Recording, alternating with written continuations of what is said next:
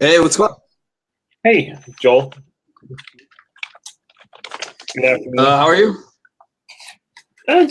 Doing decent, pretty good. Awesome, good to hear. Yeah. So, thanks for taking this. I'm super excited to talk about this question, and it's something that I'm not, that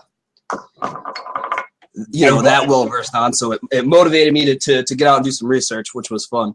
So Yeah, thank I'm you. glad you had a choice. That I had a choice. I guess I won already. All right, case closed. Yeah. So as we talked about before, I thought we could just define a couple of things real quick. So the first thing that came to my mind that warranted a definition was obviously free will. So I'm gonna throw out what I've got and see if you agree with it or if we want to revise it. The power of acting without the constraint of necessity of fate, the ability to act at one's own discretion. Yeah. I mean, I basically just wrote down that individuals, though influenced by surroundings, background, circumstances, again, influenced by, but have the ability to freely choose of their own volition or not choose according to their own desires. Yeah. So basically, individuals have the ability to choose on their own.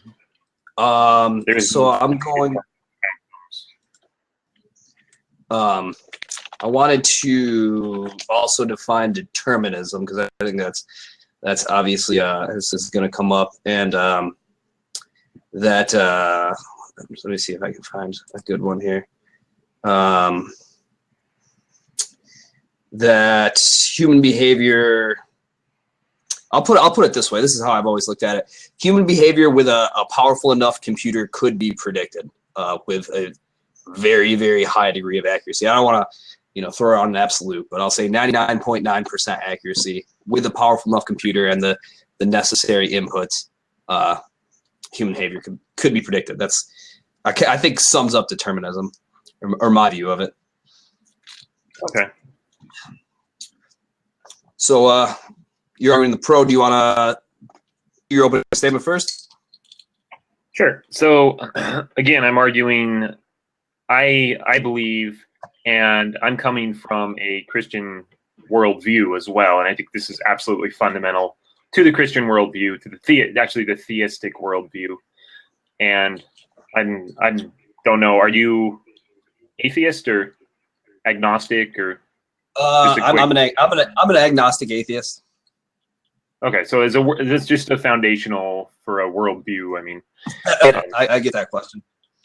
Yeah. So I just think that having the lack of free will is a fundamental necessity to an atheistic worldview.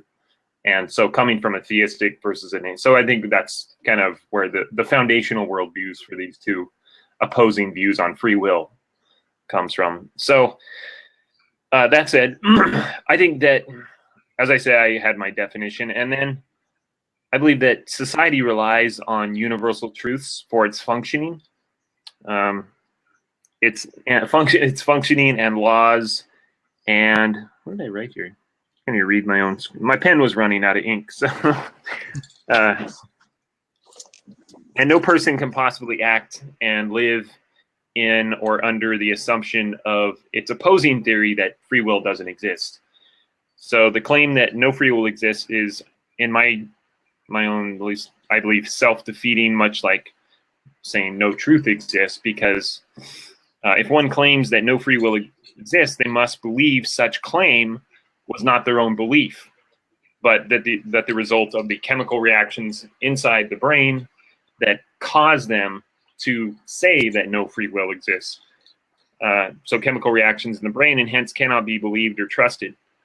And of greater importance, there is no reason to explain or debate others, as minds can't really be changed by different information, as even information and ideas are themselves nothing more than the same accidental chemical reactions, what you might call brain farts inside the head. So I think, and I would just say, if maybe you could react to this, I think all people that don't believe in free will are are buffoonish morons. And I'm just kidding. I was forced to say that. So you shouldn't be offended by that because, right? I had to say that. I was forced to say that. Right. No, I'm just kidding. Right. No, that's good. That was clever. So to be clear as to what I'm trying to say, and I do agree. I think this does boil down to sort of a naturalistic or a supernaturalistic worldview. Obviously, I'm arguing for the former, and as you've mentioned, defining what I'm arguing for, our thoughts are products of a chemical reaction in our brain, and as it stands now, I don't think that we're quite equipped to prove empirically one way or another. We don't, as of yet, we don't know where the seat of consciousness lies. That's still up for debate. There's a lot of people that throw around a lot of different ideas. Maybe if we did find that, that could shine some light on this. Now, you mentioned that it was the conclusion that we don't have free will is a brain fart or is random, and I actually even disagree with true randomness existing. It's somewhat of an implication of this argument. Now, quantum mechanics has shown that some randomness exists on the absolute microscopic scale. We're talking about quarks and preons and such. But beyond that, I don't really think that randomness exists. I look at something like computer science, for example. We talk about a random number generator. There's actually no such thing in computer science as a true random number generator. It's all based upon something else, and gets to the foundation, I would say, of my argument is all things have a cause, or at least all things that have thus far been discovered have a cause, and if consciousness is a physical construct, it must have a cause. That cause could be measured, it could be observed, and given the proper level of analytic ability, it could be predicted. You said all things have a cause? I'll tell you right now, because I think I'm going to preempt your next question with an I don't know. Getting with that. Say again? I think I'm going to predict your question. What you're about to ask is, what's the first cause for universe? But no, I say I'm an agnostic atheist, but I do withhold the possibility for some sort of creator type, non-interventionist God of Spinoza type deal to exist. So you could, the great uncaused, Aristotle's great, I think it was great uncaused or unmoved mover type of thing. Right. You'd be like right, and I think that even works its way into Christian apologetics as an unmoved mover, something that's outside time, space, and matter. I actually think sort of Christian theistic worldview is that you have a God that is, yes, outside of time, space, and matter. He created time, space, and matter. Therefore, he cannot be right. He can come into it, and that's where the theistic worldview is that he created it, and he has the ability to come and join it, but he's not constrained by it. Yeah. Unlike us humans who are subject to time, space, and matter. But from a theistic worldview, free will is a vitally important thing because, after all, you have like Christ said, or God in Joshua, I think, is, I set before you good and evil that you might choose good. And again, he's saying, you have good and evil in front of you. I ask that you would choose good, but it's really up to you, right? And the Christian worldview is that Jesus is a choice. And so if we don't have free will, then yeah, let's just throw our Bibles in the trash, right? Let's go start a fire with them. Although I guess that would have to be, if I didn't have free will, I wouldn't be able to choose whether or not I throw my Bible away, or even whether I believe that or not. So real fast, I want to say that determinism doesn't like people hear the word determinism and they look at it at their face value and they think that, you know, all sorts of crazy things like, you know, what right do we have to put people in prison? You know, do we have a choice? I'm not arguing that we don't have choices. I chose to be here. I think chose to be here. What I'm saying is the conclusion to be here, what caused me to act upon that choice is a measurable chemical reaction inside the brain. And it feels like I'm wrestling with it, and you know I probably am wrestling with it, but what actually happened is foregone outside of, you know, some absurdly tiny molecules, and maybe those molecules have an influence. Who knows?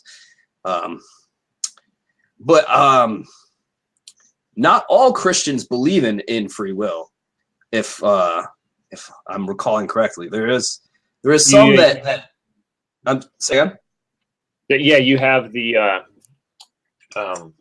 what predestined, right? Some Christian, and so that's a big question within Christianity, is whether or not you actually. So God calls you. So He chooses you. So do you really have free will, or does He choose the people that would freely choose Him back? Or so those are big questions, like huge theological questions. Yeah, and I agree that this you know, this issue does have really large ramifications on Christianity. I don't try to when I debate theism, I don't try to pass moral judgments on God necessarily, because I think, you know, that gets into the problem of evil, which is, I don't think, a good refutation of a theistic God.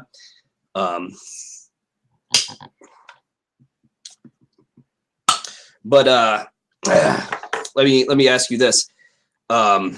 So could you just rehash your definition again real fast? Yeah, so just the ability of individuals to freely choose. So individuals, though influenced by surroundings, background, circumstances, etc., have the ability to freely choose or not choose according to their own desires. Mm-hmm. So you say though influenced. Do you want to put a percentage on the influence? Where does the influence end and the free will begin?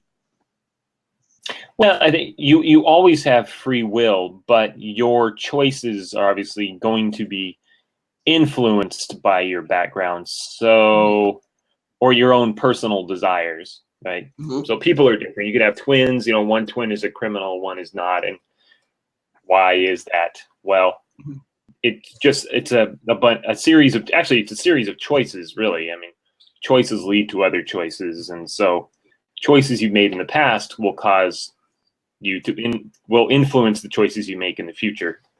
I would say. I need to, for some reason, it comes to mind the Kevin O'Leary Shark Tank guy said everybody is a self-made man. Some are more willing to admit it. Right. So a lot of people are just, I'm just subject to my circumstances, not my fault, right? But really, it's if you go back into your life and you say, you know, you made this choice, you made this choice, you made this choice, and then coming back forward, like, we know why you're there, where you are in life, right? Now, what about something like a brain injury? Would you see that as a constraint upon free will? Does that hinder free will? Well, there's a good question there. So would a brain injury limit your ability to choose? I mean, it definitely limits your physical ability to, it kind of limits your options. Being born in certain countries would limit your options as well, but it doesn't limit your ability to choose from the options that you have. Right? So I think a brain injury would be maybe in a similar mode, that your options that you can choose from are going to be limited. You're not going to be able to get in a car and drive around or ride a bike or run or something, but you still have the ability to choose for the most part. But I'm looking at something like, repeated concussions, dementia pugila, I think is what they call it. Football players and boxers and such get it. Repeated blows to the old prefrontal cortex, which is, if I were to wager a guess where the seat of consciousness lies, that would probably be my guess. And there's much study that shows that there is a fundamental change in personality. The choices that these people make from before the brain injury to after the brain injury. Would you care to comment on that? Well, and then I'll turn it over to you to ask a question, because I have a bunch. Well, I think those are some good questions, but I think that goes back to your choices being influenced by your past. So you make a series of choices in the past, and the result of those choices are going to limit or expand the choices you have in the future. So, you choose to focus yourself on football or something, and it could lead to an expansion of choices, because a lot of these people are super rich, right? And so they have a lot more choices than the rest of us. But if things happen, then they I guess their ability to choose is diminished. But I don't think that necessarily inhibits a man's free will. So, okay, fair enough. I'll let you I'll let you ask a question, and keep it fair. I just asked a bunch. Okay, yeah. I think if free will doesn't exist, why is it? Because I was watching some YouTube videos on it, and I watched part of a Sam Harris video, and I think he's an incredibly boring individual. I can't stand listening. But he's going on about it, how it's a myth, and a lot of people are saying we have this tremendous desire to have free will, but we don't. And so why, if free will doesn't exist, one, why do we even conceive of the idea of free will? And then why would we want free will if it doesn't really exist? Why does everybody have such a strong desire?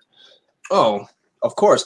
Well, I would go back to this. The answer to this question is the same answer that you could substitute free will for God right here. Why did we invent it? Because I think it helps us cope with the harsh realities of the world. And why would we want it? Well, we desire control, right? We, as human beings, we like to think that we're in control of things, and and if we're not, if we are just a product of these neurons firing in our brain, that's scary. I've always said, I've always thought it takes, I don't want to say it takes more courage, but I think it takes a lot of courage. I think it's very scary to be an atheist, to take a purely naturalistic point of view. And I actually think on some level, in terms of the health of society, it can be a very bleak thing to go about the world in such a way. Yeah, I mean, I have a friend of mine, Dr. Phil Fernandez, and he debates. And one of the things he says, if you believe there is no free will, then it's kind of like an atheistic worldview to get out there and tell everybody, hey, look it, the world's going to end and you're just going to disappear and life has no meaning. And man, this is great, right? Freeing yourself to the abysmal reality of the world. And I was like, why? But I don't understand why you would be going out and spending your life trying to convert people to that idea, when my worldview makes perfect sense. It says, look, what life has meaning, and there is an afterlife. And if you can choose the two afterlives, you get to choose which one you want. And so I see why there is, why does the atheist get up in the morning versus when he's saying life has no meaning, life has no purpose. It's we're just here by accident. We have no choice in the matter and all that. When I can see perfect reasoning why the theist would get up and debate and preach and things like that. And I think. Go ahead. Sorry, go ahead. Oh, go ahead. Well, I was just gonna say, I think secular critiques can have a moderating effect on religion. I try not to throw all theological books, in the same vein. I don't think that that's quite a fair argument to make, but I think that when you at least make a theist acknowledge that, hey, maybe I don't have all the answers, maybe there's some room for doubt, that maybe there could be a little more room for tolerance there. And the second part of that, why do secularists or atheists go out and try to convert people to a worldview? It's in a genuine pursuit of truth, not something that I think that you're unfamiliar with. It's genuinely trying to figure out what is true and what is untrue in the world. I mean, that kind of goes, because in your opening, in I think the first minute, you said you don't really believe there is truth, right? No, you said that. No, I said there is truth. You said you don't really. No, I didn't say that there isn't truth. I think that truth exists, and I think that sometimes I think there's inherently problems in any way that human beings go about trying to acquire truth. I don't think that those problems are large enough to really affect my worldview. So empiricism, right? We'll just look at that.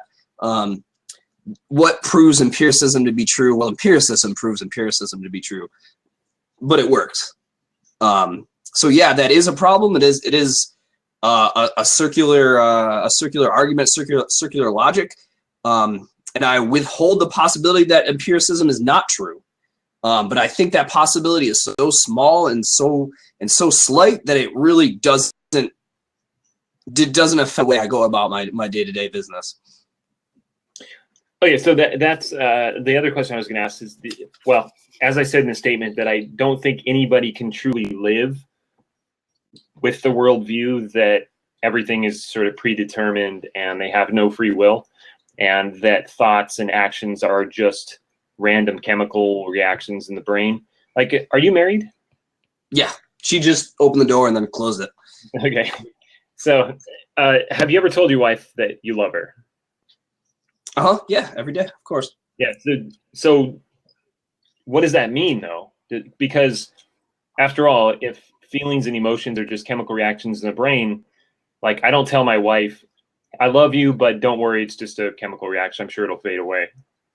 Well, is that the fact that I feel that chemical reaction for her, that, I don't feel it for anyone else? I think that onto itself is sort of special, that she triggers that level of dopamine and serotonin. So I guess I get it in other ways and other people. So I'd say it makes you feel good then, right? Oh yeah, of course. Yeah. So, I mean, most of the time. but again, if it does, what does it really mean though? So yeah, it makes me feel good, but all it is, again, is just these random chemicals in my brain. It happens when you come around, but it doesn't happen when other women come around. Yeah. Or other men come around or something, Mm-hmm. So it's not like, you're throwing out the word random, which I kind of have a quibble with, because it's not random. It's not. It has a cause, right? She invokes she's a certain stimuli to me that invokes a certain response. It's not random. You see what I'm saying? Is it any different than animals, like two cats or mating? I mean, well, I think kind of animals mate differently. Is it any different? I don't know. I can't peer into the soul of a cat, so I can't really say. Well, there's no soul though, right? There is no soul.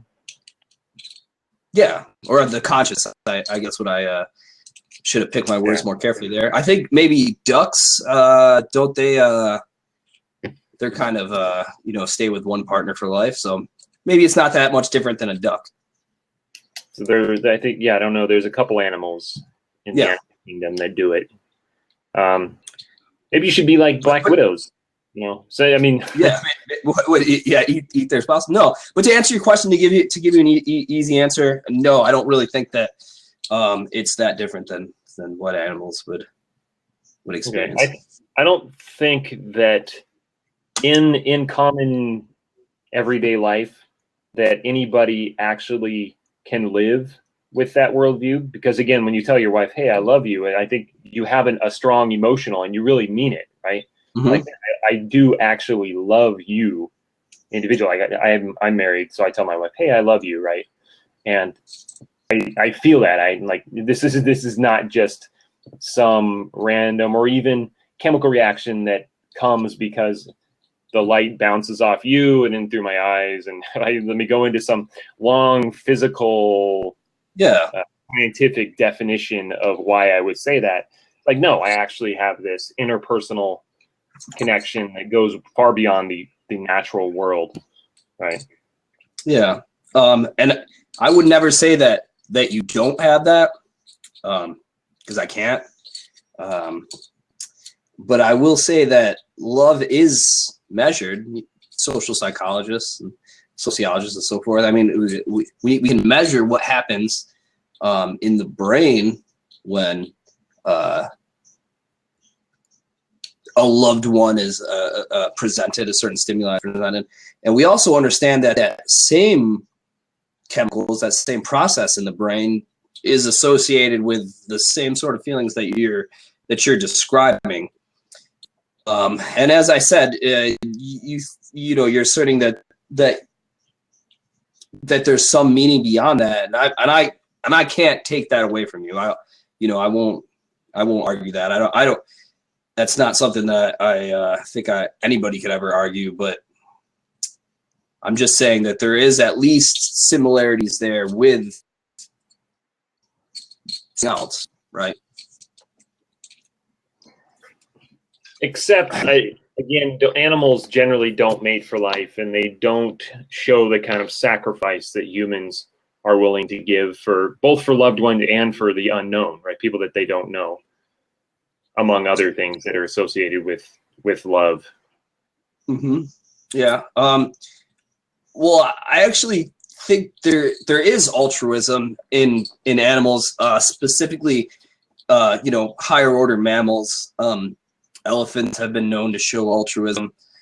Dolphins have been known to show altruism. I mean, there's even been sort of anecdotes about dolphins saving humans' lives. I don't want to put too much, base my argument on that too much, because I don't think it's, really verified. But I think that at least that animals also showing altruism, if they have a certain level of cognition, mental capacity, I think that's pretty well established. Yeah. Go ahead. Oh, I'm trying to remember what I was going to say. Something came to mind on that though. But okay. So anyways, I'll come back to it. Remember it later when it doesn't matter anymore. Yeah. So getting back to the sort of brain injury thing, and you talked about how it derives from. Did you remember your thing? Did you remember your thing? If you remembered it, go ahead, man. Yeah, so they did studies on individuals, and they can like poke and prod in the brain and make people raise their arm and stuff, right? Mm-hmm. And what they did is they would go in and they would touch part of the brain, then the person would raise his arm, and they would ask him what just happened, and the person would say, "You made me raise my arm," right? So we know that yes, there are parts in the brain that control certain things, but the question is, what controls those parts of the brain? Yeah. So it's kind of like, did they have the free will to throw their arm up? Well, somebody else came and acted on them, but outside of that other physical force coming in and poking a spot in the brain, where do these chemical reactions come, or what causes them to come. And I think that's something non-physical, and that's where the idea of this free will comes from. Yeah. And to that end, I would point to whatever stimuli is acting upon them in any given time, unless you're dead, there's always stimuli acting on you. Even in some crazy hypothetical sensory deprivation scenario, there's still stimuli there. But the individuals knew the difference between their choice and the outside force coming in. And it's kind of like you're in an elevator. The elevator picks you up, and it's like, how did you get to the third floor? Oh, I rose 3 levels, right, from 1, 2, 3. But if we're like, no, I rode the elevator. I was in the elevator, and the elevator moved me up. So I think the individual realized that this was an outside force. It was not their own free will acting upon them. And they realized the difference between their free choice, which is in normal situations when their brain isn't opened up and controlled by stimuli. Yeah. Well, I mean, they knew that the stimuli, that it was going to happen before them. Yeah. Like, obviously, they knew that their brain was exposed. Yeah, some kind of experiment. I think that'd be somewhat of a confounding variable. Yeah, I mean, there's a lot of experiments that kind of get into this. You have the famous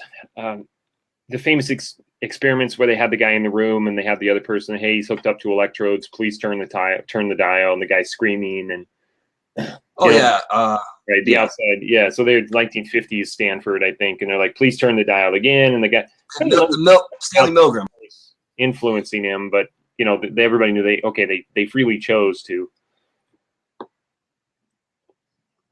But, yeah, I mean, that's the word. That's a word that they apply to it, but I don't necessarily think that is any indication that free will exists. That's just the word that's applied. I think normatively, if we're asking the general public, yeah, I mean, the overwhelming opinion is going to be that everybody has free will, but it's at least worth considering that that is not at all the case among philosophers. And actually, as you get more towards the I might be making an appeal to authority here. As you get more towards the hard sciences, biology, and so forth, that kind of notion of free will at least has yet to be definitively proven. Because to me, on some level, it's creating it's something acting upon your that that doesn't exist, that comes from somewhere else. And yeah, I guess you could point to a soul or so forth. But why they're searching for this, right? It is my view that, going back to the very beginning, that it's a requirement of the atheistic worldview for the atheistic worldview to exist, to be true. Then free will cannot be true, right? You cannot have free will. And so I think you have a lot of people that are trying to prove the atheistic worldview, and they're trying to fit these things around their very basic assumption that they will not let go of. And so this is an essential part of it. Yeah. And I mean, that's what I think Sam Harris definitely does. And I don't think he really, I mean, why is he up there? He had no choice but to give that speech. He had no choice but to believe what he believed, right? He didn't actually believe it because it was just something that chemicals in his head that came together and developed these ideas. And people are going to make claims, these great books they write, and in the book they say, I was predetermined to write this book and it was not of my own choice, right? So I think it's just not a worldview that anybody can live in. Yeah, well, I mean, you say that he doesn't actually believe it, that his beliefs are just the product of a chemical reaction. Well, that's what I would say a belief is. Like what is a memory? A memory is a certain neural pathway in the brain. Yeah, he believes it. He believes it because those chemical processes exist, because those neural pathways exist. I guess that would be. I would say the non-physical world, we'd have to say that there is a non-physical world. There's ideas that come from, that don't exist in reality, like infinity and things. And when you load up, the laws of logic, sure. Yeah, and you load up a computer with information that, by golly, it's the same way that it was when it was a blank slate, right? So, and there's just a lot of evidence that there is more to this world than the purely physical, natural world, natural happenings. And, free will is just, I think, a part of that. Now, you say there's a lot of evidence. Could you say something for me? Well, again, the ideas of logic, reason, is reason true? Can we rely on it? I think it requires that reason be a gift from a perfect reasoning being outside of the world. I think reason is evidence for existence of God. I think it destroys evolutionary. So the laws of logic, information, the ideas of infinity and things like that. So just quick aside, you say it destroys the idea of evolution. And I just want to make this point real quick. Evolution makes no claim as to the origins of life. At least not classic evolution or Darwinian evolution. It just merely stated that life changes over time. But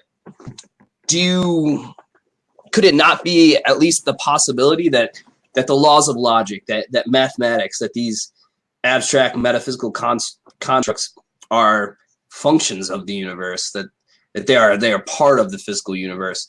And yes, they don't they don't have atoms that make them up, but it's just the way the world works. And you could make a theological argument that's that's the watchmaker's hand, but it doesn't have to be. It's could literally just be the way the world works. You see what I'm getting at? Well, how could you trust it though, right? Because I realize mostly when you're saying, it depends if you're going to get the exact scientific definition of evolution or the kind of more generally applied definition, which is when we say do you believe in evolution, then you really have to say, well, what do you mean by that, right? Define. Of course, there's macro, the origins of the universe, things like that. And so, yes, if you want to say just the evolution of species over time, then generally you're speaking macro.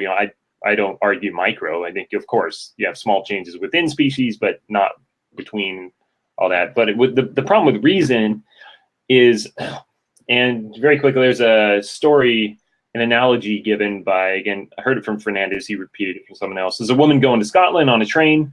I gave it in my last debate. She's going to Scotland on a train. She'd never been to Scotland before, right? She looks out the window, and on the side of a mountain, it says, "Welcome to Scotland," in stones, right? And she can do two things. She can say, that was a natural evolution of the mountain. Stones fell. They formed this nice sign that says, "Welcome to Scotland." In which case, what can she know about where she is? Nothing, right? It's just she could be just like outside of West London, and these stones happen to form. But if it was something there by a intelligent designer who knows the landscape and where Scotland is and all that, then she can look at that and say, "Oh, okay, I must be in Scotland," right? And I think reason is the same way. If reason just evolved, there's no believability or validity to reason. That it's just something that's evolved and it's not yet fully evolved. Maybe it's over evolved. Who knows, right? There's no way to know. Yeah. And so we're just we're reasoning in circles. I assume reason, now let me prove it. I've proven what I assumed, right? So that's and actually that was kind of my point with empiricism. What proves empiricism is empiricism. But as to the girl on the train of Scotland, you've seen the picture of the mask on Mars, right? The face on Mars, I think. The face on Mars, yeah. Yeah, the picture of I'm sure if you pulled it up, you'd be like, oh, this thing, right? And from human eyes, the face on Mars looks a lot like there should be Martians, right? Like, where did this come from? But when we look at it from a different angle, or we examine it more closely, we realize that no, this is just literally the light casting, you know, this is a product, right? This is a product of physics, of erosion, geological processes. Yeah. So, In other words, it has a cause. well, That it is has a natural. natural cause, right? It has a Right. natural cause, in which case we can say it doesn't mean anything. It's just something we see this. It's kind of like a tree in the forest, right? I look at a tree, it's a tree, but it doesn't really mean anything. It's just there, right? Yeah. There's nothing that we can take from that. Or language. In the absence of humans to give language meaning, if there was some other intelligent species that could make the same vocal vibrations or reproduce the same sound in the absence of humans that gave it that meaning, these words they'd be nothing. They would, they'd be sound waves. All right. So do you want to give like a 2-minute close or a 1-minute close, and then? Yeah, of course. Well, I'll try to make it quick.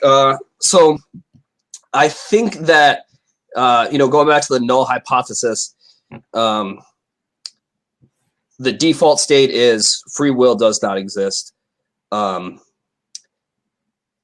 I believe that if it were to exist, we would be able to find what facilitates it, a free will organ. Now, the absence of evidence is not evidence of absence necessarily. So, of course, I withhold the possibility that it does exist, but for whatever that's worth, we still haven't found it. And I'll turn it over to you. Okay, we'll still have a couple minutes left. So, no. I pointed to the Sam Harris video. Now he claims that that we don't have free will, and he talks about the idea that, and I think this comes from if you have no free will, then what's the difference between murdering somebody and catching a cold? Nothing, right? There's no difference. But society sees, there is a difference, and we have to punish these people and try to change them. And so I think you can't live, society cannot exist under the assumption that free will does not exist. Because even Sam Harris himself, he calls religion a poison. Well, why would you call it? He acts as if there is evil and that people are making poor choices, when in fact he says people make no choices at all. So I think that the existence of humans and the nature of humans is that free will does exist, and no one can live outside of that belief. In fact, I noticed it looks like 3-2 ratio of free will, people believing free will does not exist. But I guess those people were just predetermined to click red button. No, I think there's only one person, because I think that it assumes that we're going to vote for ourselves. Yeah, so I thought there'd be like 2 for you and 1 for me. But I guess it is 3 watching live, 2 watching live. Yeah, I don't know. We have people watching. We do have watching. Fantastic. So 2 to 1. And actually, thank you to whoever's watching. Yeah, I hope you enjoyed our talk. Comment in if you guys are watching, type something down in the bottom. We can always give a 4-minute response to any questions. So yeah, I did want to work that into future debates, outside questions. I thought that'd be pretty cool. Assuming we could get people that would, ask questions. River, I'm talking about. What? Go get on pajamas, please. Daddy. Go choose to get on pajamas. Okay, here. Okay. Yeah, people have instinctive reactions. I watched one of the Prager University videos on free will, and it talks about you grab a hot stove and you jump back, right? Because we do have pain says let go of the stove, but at the same time, I can still grab the stove if I want and burn the hell out of my hand, right? That we can overcome instincts if we choose to. Yeah. So real fast, these last 40 seconds, I'm going to try and make it quick. And I wish I would have touched on this in my, the past 45 minutes, the implications of there not being free will. And you touched upon it, then why do we condemn murder? All these sorts of things. Or how can we condemn murder? And I think that's actually part of us. I think there's an evolutionary advantage to living in a moral way, and I think that's kind of where where it derives from. So just because something's predetermined doesn't mean that we shouldn't jail people. But thank you for the debate, and I can't wait to do it again. Yeah, glad to see another guy on here. So hopefully we'll do it again. Yeah. Cheers. Take care. Yeah, I love you to the Yeah.